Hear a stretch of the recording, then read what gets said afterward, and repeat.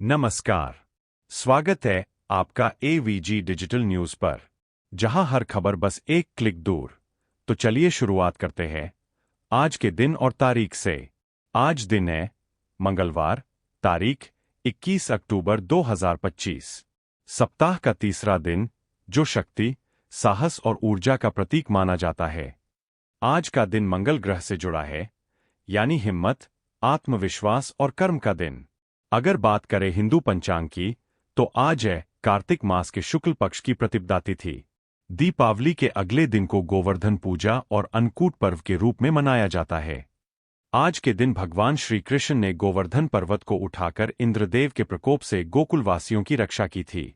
इसलिए आज देश भर में जगह जगह गोवर्धन पर्वत की पूजा, अन्नकूट का भोग और गौसेवा की विशेष परंपरा निभाई जाती है।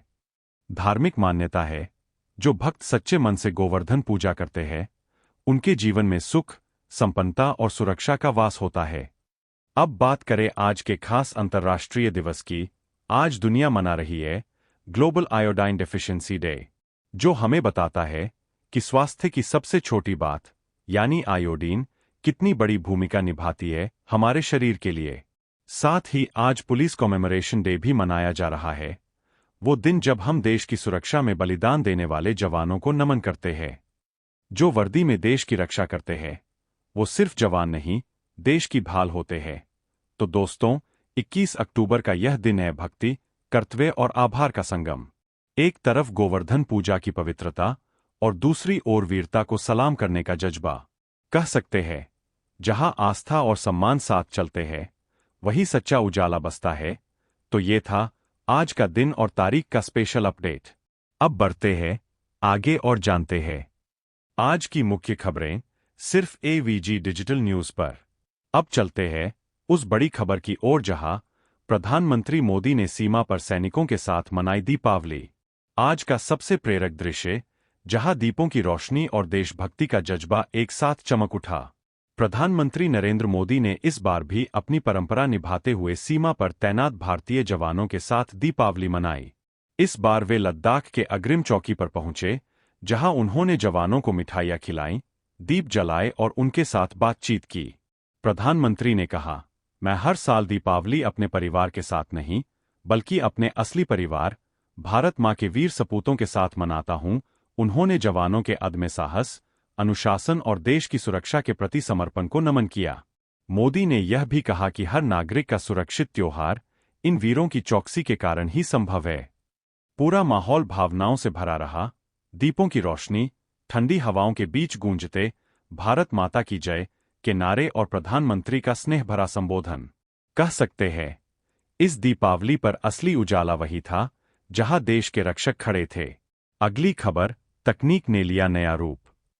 भारतीय मूल की शोधकर्ता डॉक्टर अर्थिराम रामचंद्र कुरूप ससिकला को ब्रिटेन के शोध संगठन यूके रिसर्च एंड इनोवेशन उक्री द्वारा $3 मिलियन की फेलोशिप प्रदान की गई है।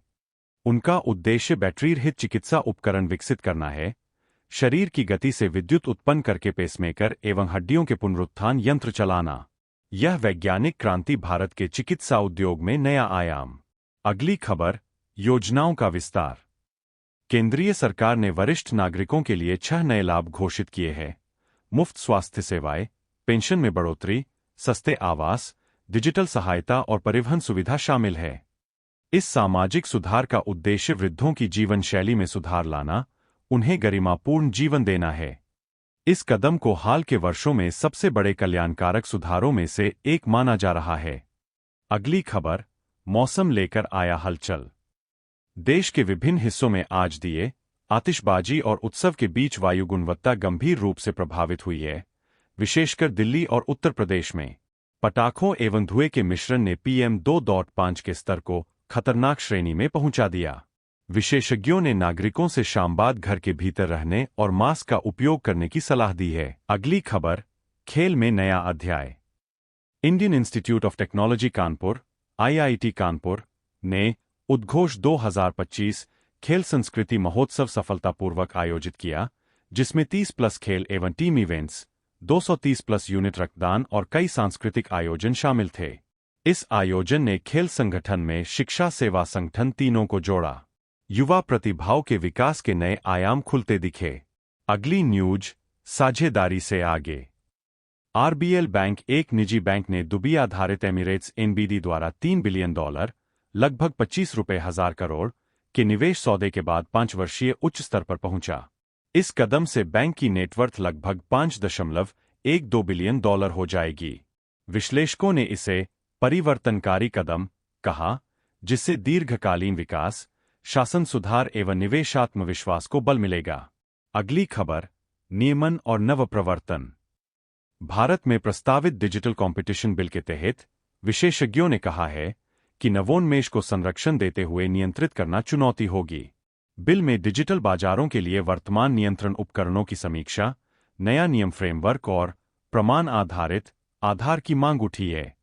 इस परिदृश्य में भारत की डिजिटल अर्थव्यवस्था की गति और नियामकीय संतुलन दोनों पर प्रभाव होगा।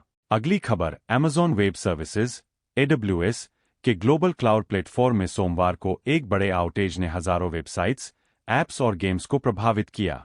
विश्लेषकों का कहना है कि यह समस्या ईस्ट एक डेटा सेंटर में आ रही है और जिससे वित्तीय सेवाओं से लेकर मनोरंजन प्लेटफॉर्म तक में देरी और लॉगिन फेल्योर देखने को मिले।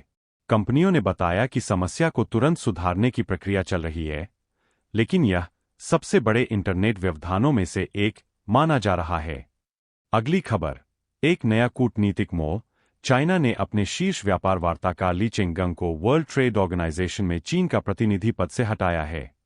यह बदलाव अमेरिकी चीनी व्यापार तनाव के बीच आया है, जहां अमेरिका न केवल नवीन निर्यात प्रतिबंध लगा रहा है, बल्कि चीन से क्रिटिकल मटेरियल की सप्लाई को भी सीमित कर रहा है। चीन ने बताया कि यह एक औपचारिक लंबित सूची बदलाव के तहत हुआ है, लेकिन विशेषज्ञ इसे संकेत के रूप में देख रहे हैं कि दोनों देश अब व्यापार वार्ता को नई दिशा देना चाह रहे हैं। अगली खबर, युद्ध विराम पर फिर सवाल। गाजा स्ट्रिप में आज अचानक हुई वायुसेना की कार्रवाई में 2 सैनिकों की मौत के बाद कम से कम 26 लोगों के मारे जाने की सूचना है। हथियारबंद समूह हमास द्वारा विराम का उल्लंघन किए जाने के आरोप के बाद यह वारदात हुई, जिससे सीज फायर की स्थिति फिर तनाव में आ गई। यूएस ने तुरंत मानवीय सहायता पुनः शुरू करने का संकेत दिया है, लेकिन क्षेत्र की स्थिरता अभी दूर दूर तक नहीं दिख रही। अगली खबर, हवाई हादसा बजा अलार्म। हांगकांग के एयरपोर्ट पर सोमवार की सुबह एक कार्गो विमान रनवे से फिसलकर समुद्र में गिर गया। घटना में एक विमान सुरक्षा गश्ती वाहन के चालक सहित कम से कम 2 लोगों की मौत हुई। विमान ने दुबई से उड़ान भरी थी और घटना रनवे 07L पर हुई।